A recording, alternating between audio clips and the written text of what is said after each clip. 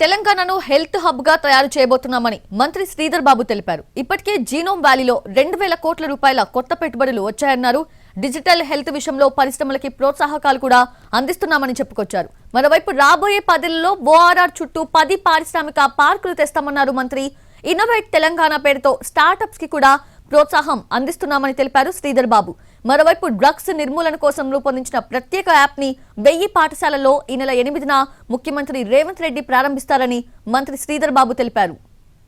సంబంధించి పెద్ద ఎత్తున పెట్టుబడులను తీసుకొచ్చే ప్రయత్నం, ఆ ప్రయత్న భాగంలోనే మరి ఇప్పటి వరకు దాదాపు మొత్తం ఇక్కడున్న 141 ప్రాజెక్టులకు సంబంధించి 36,000 కోట్ల రూపాయల పెట్టుబడులకు సంబంధించి 51,000 మంది